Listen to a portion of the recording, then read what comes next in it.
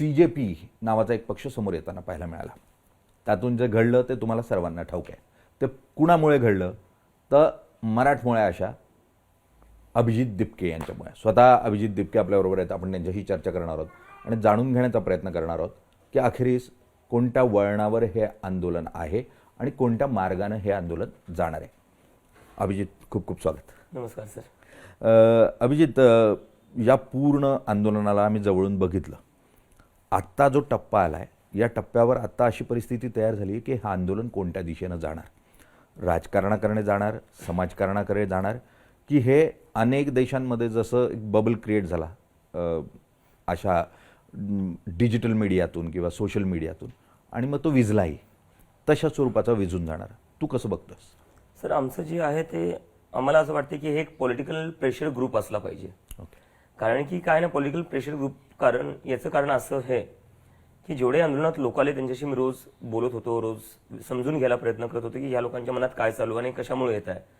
तर त्यात मला एक असं जाणवलं की आपल्या देशात जी सध्याची स्थिती आहे, मग ते आपण जर इलेक्शन पाहिलं, ज्युडिशरी पाहिली, मीडिया पाहिली, इलेक्शन कमिशन पाहिलं किंवा ED CBI पाहिले, हे जेवढी एजन्सीज आहेत किंवा इन्स्टिट्यूशन्स आहेत किंवा गव्हर्नमेंट किंवा असत नाही किंवा पॉलिटिकल पार्टीज किंवा असत नाही, लोकांचा कशावरच भरोसा नाही राहिलाय.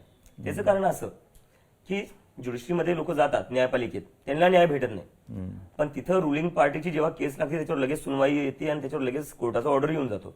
तो लोकांचं असं झालं की ज्युडिशरी आमच्यासाठी नाहीये, तो कोणासाठी आहे.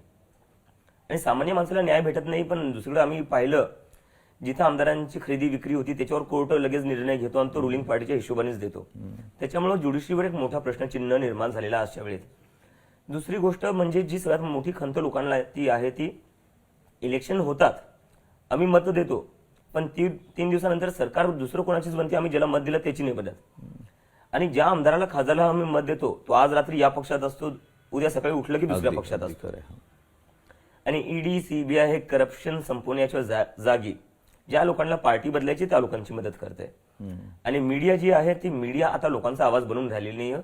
सगळ्या लोकांना असं वाटतं की मीडिया फक्त हिंदू मुसलमानचं जे डिबेट आहे ते करते आणि कुठे ना कुठे व्यक्तिपूजेमध्ये लागलेली पंतप्रधानाच्या.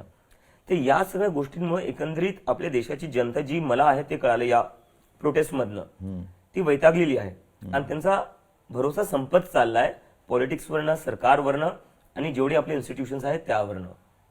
आणि त्यामुळे मला वाटतं की आता जर आपल्याला या देशात खरंच काही बदल आणायचे असेल किंवा या सगळ्या इन्स्टिट्यूशन्सला परत अकाउंटेबल आणि न्यूट्रल बनवायचं असेल आणि राजकारणालाही जर लाईनीवर आणायचं असेल तर त्यासाठी का पब्लिक मुव्हमेंटचीच गरज आहे.